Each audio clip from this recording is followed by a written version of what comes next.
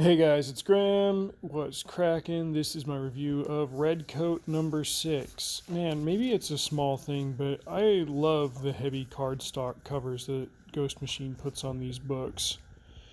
Just makes me feel like I'm getting my $3.99 worth. That's how much the Energon Universe books cost, but they're printed on much lighter stock. Anyway, there is going to be an epilogue for this one, as they've mentioned at the end, but I can't show you the final page because there will be spoilers if I do that. It seems like all of the Ghost Machine books, like when they do a trade paperback and put it together, there are 6 volumes per. This one's going to have 7, if I'm understanding right. And because of, let's see, what is it, like October having 5 Wednesdays in it, we're actually getting 2 Redcoat books this month. So on the 2nd, which is today, and on the 30th. But the culmination of this one, this book has been a little bit more of a slow burn than the other series, than Geiger and Rook Exodus.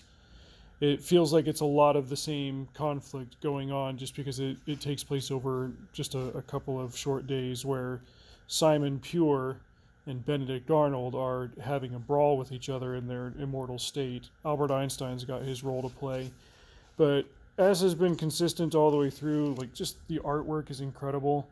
And they managed to kind of change settings here and there, visiting popular landmarks, and this time they're doing it all on a boat.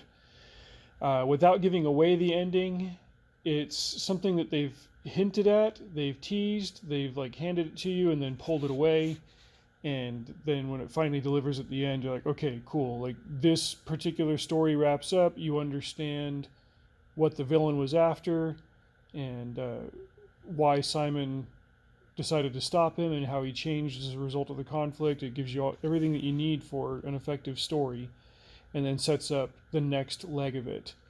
I think that there's still going to be this whole like prophecy of America burning or whatever, and that's going to lead to the nuclear war that sets up Geiger. But I'm curious to see how they get there, and I'm even curious to see whether I'm right or not. But this has been a fantastic ride. Jeff Johns, Brian Hitch, Andrew Curry, Brad Anderson, Rob Lee, they've all done a great job with this series. And for one that I started out not necessarily tepid on, like interested, and then that interest moderately increased as the story played out. I'm very satisfied with how this ended. So great job on all of these Ghost Machine books. I really haven't been dissatisfied with any of them. I think the only real complaint that I had about them was just how much of a departure the artwork was in that Blizzard standalone. That makes me curious, by the way. Let's take a look at the timeline here. Blizzard's not on here, but I thought I heard somewhere that books like First Ghost and Widow X, like these might not be series books. These might just be like a one-off book that happens in the world, which is kind of what the Blizzard was. Whereas books like Redcoat, Junkyard Joe, Geiger, like these are ongoing series. I think the Junkyard Joe story is more or less wrapped up unless we get a glimpse of other stuff going on in there. But like we know how that ends based on things that happen in Geiger. So I'm not sure.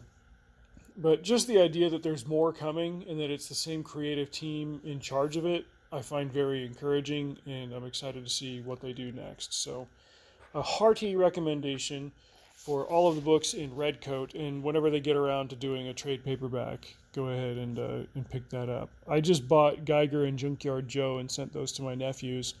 Curious to see what they think about them. And I'll probably send them this one too if they end up liking it. I'm not sure whether they're into graphic novels or comics, but I am trying to spread the good word. So short video, short book, strong endorsement. Check it out. Till next time, drive safe. See you out there.